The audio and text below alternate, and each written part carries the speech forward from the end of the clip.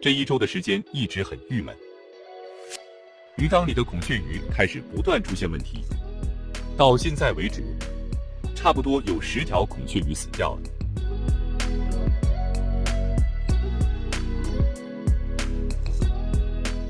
现在看鱼缸水还是比较清的，可是水清不等于水没问题，这样看也很难找到有问题的鱼。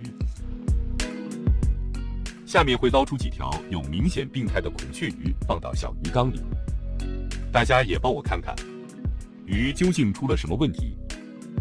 视频中抢救孔雀鱼的方法是否正确？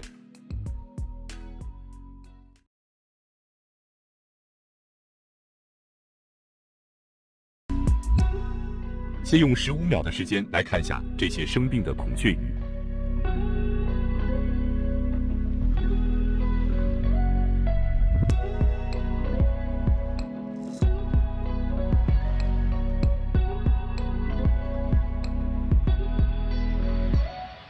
这次生病的孔雀鱼都是这样，体色发白，没有光泽，趴在鱼缸底或停在鱼缸角落，不爱游动，不爱进食。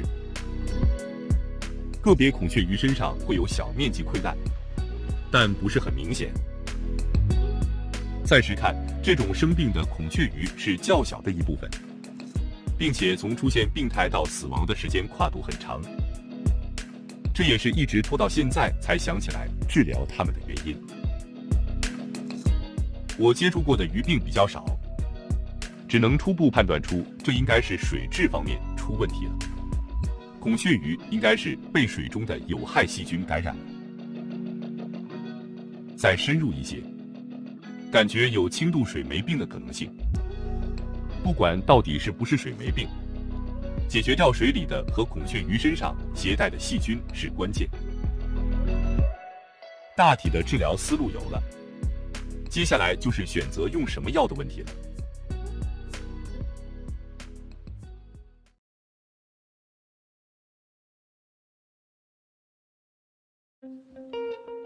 高锰酸钾是一种强氧化剂，有着很不错的消毒和杀菌的作用。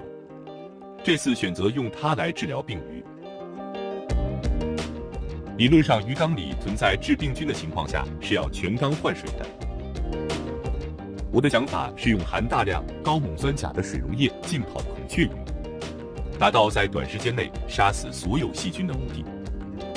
然后再用高锰酸钾可以参与还原反应的特性，将鱼缸的水还原到使用高锰酸钾前的状态。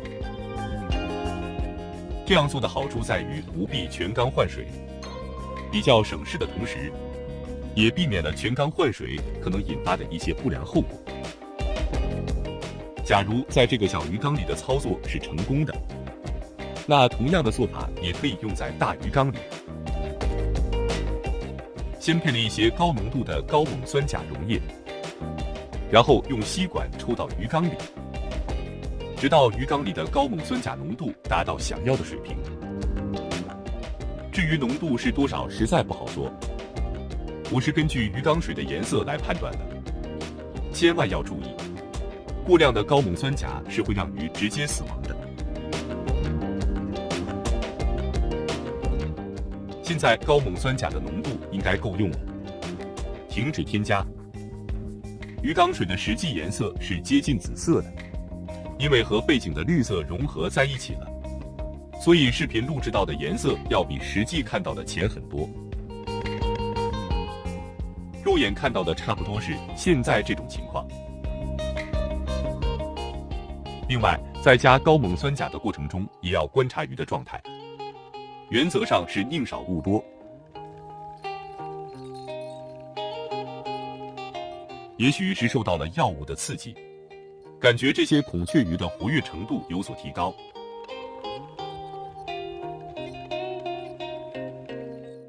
添加完高锰酸钾后，孔雀鱼被浸泡的时间大约在4分钟左右。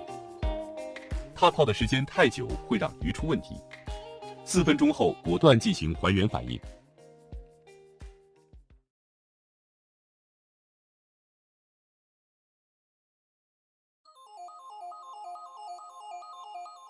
用的还原剂是维生素 C，下面都简称为维 C， 最普通最便宜的这种。同样不清楚用量多少合适，直接放了一片，感觉维 C 只要不是太多，应该对鱼没大影响。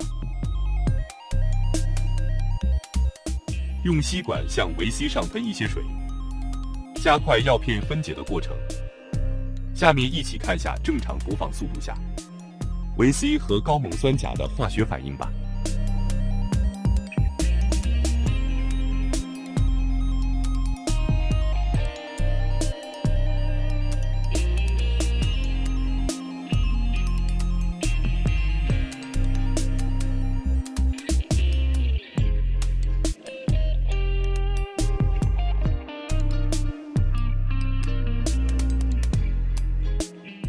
只用了20秒左右的时间，大部分高锰酸钾就被中和掉了，鱼缸的水恢复到了没有放高锰酸钾前的状态。现在鱼缸里的漂浮物多数是维 C 的残留，看来放一片维 C 的用量是用多了。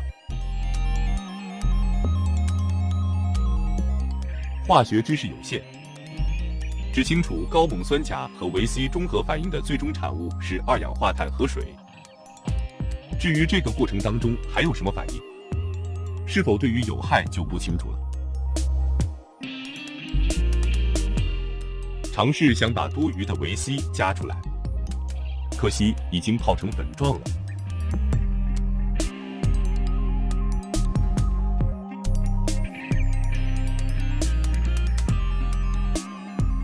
大约过了半个小时，现在这几条泡过高锰酸钾的孔雀鱼状态还可以，没有出现不良反应。这些孔雀鱼会在这个鱼缸里停驶1周，不换水，也不做任何操作。下期视频再来看这些孔雀鱼的情况吧。